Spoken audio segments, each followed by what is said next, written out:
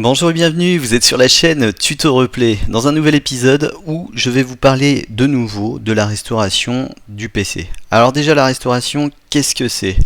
La restauration, c'est la possibilité de remettre complètement votre ordinateur à son état d'origine. En fait là, je vais vous parler d'une restauration d'usine. Donc c'est une restauration qui est prévue par chacun des constructeurs de PC, que ce soit, je sais pas, par exemple Asus, Hewlett-Packard ou d'autres marques. Donc ils ont prévu dans chaque PC portable une partition, c'est-à-dire un endroit du disque dur, qui est réservé pour réparer votre ordinateur, pour le remettre à l'état d'origine, c'est-à-dire quand vous l'avez acheté. Donc, avant de procéder à cette restauration, je voulais déjà vous prévenir que dans beaucoup de cas, ça n'est pas nécessaire. Si par exemple, je ne sais pas, vous avez des ralentissements, pensez à faire des scans antivirus ou des scans anti-spyware, par exemple avec ADW Cleaner ou Malwarebytes.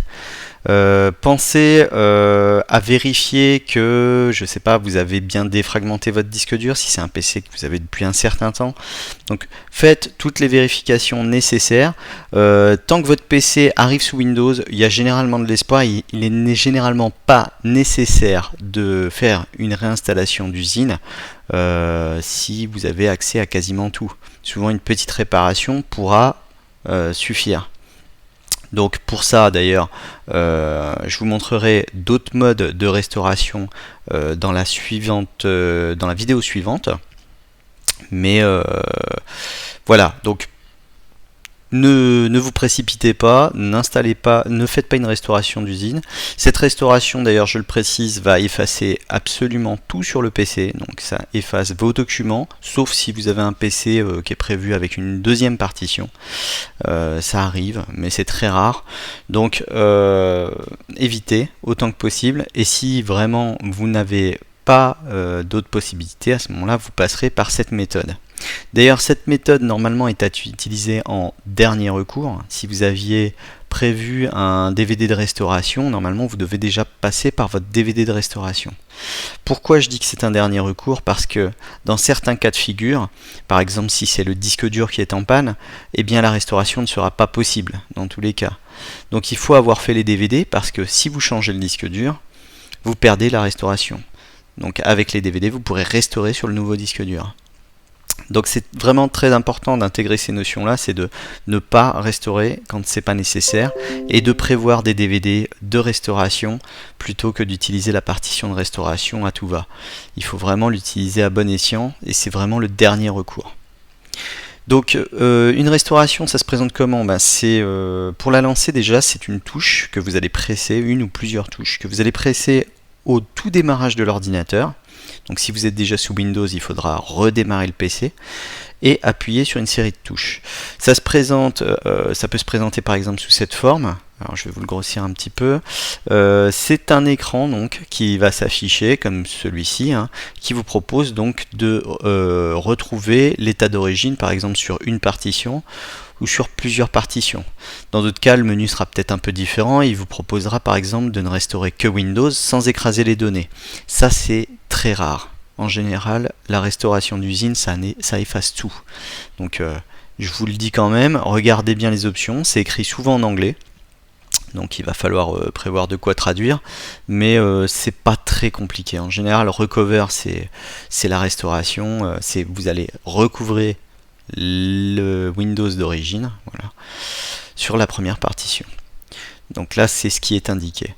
Par contre, évidemment, il faudra toujours faire attention à vos choix dans ces cas de figure. Il y a des choix qui vont pas être efficaces. Si vous faites le choix donc de ne recouvrer que Windows sans affecter vos fichiers, vous risquez donc de réinstaller un Windows propre, mais de garder toutes les cochonneries. Par exemple, si vous avez un virus que vous n'arrivez pas à retirer, et ben le virus il sera toujours là et vous allez le réinstaller aussi sec. Donc voilà, à prendre avec précaution la restauration partielle. Si vous faites une restauration totale, par contre, là vous irez certainement jusqu'au bout, sauf si vous avez une panne. Donc pareil, faites très attention au matériel. Petite astuce d'ailleurs, si vous entendez votre disque dur claquer, ne faites pas de restauration, ça sert plus à rien, votre disque dur est mort. Voilà, un disque dur qui émet un claquement à intervalles réguliers, c'est un disque dur qui n'est pas restaurable. Voilà donc pour cette première partie. Donc, je vais maintenant vous expliquer comment on restaure. Donc, pour restaurer, c'est relativement simple. Alors, je ne vais pas vous montrer grand chose à l'écran. Je vais peut-être vous rajouter ça par la suite, on verra. Mais donc, pour restaurer, je vais vous donner la liste des marques. Et pour chaque marque, je vais vous expliquer les touches à presser. Donc, par exemple, on va commencer par Acer.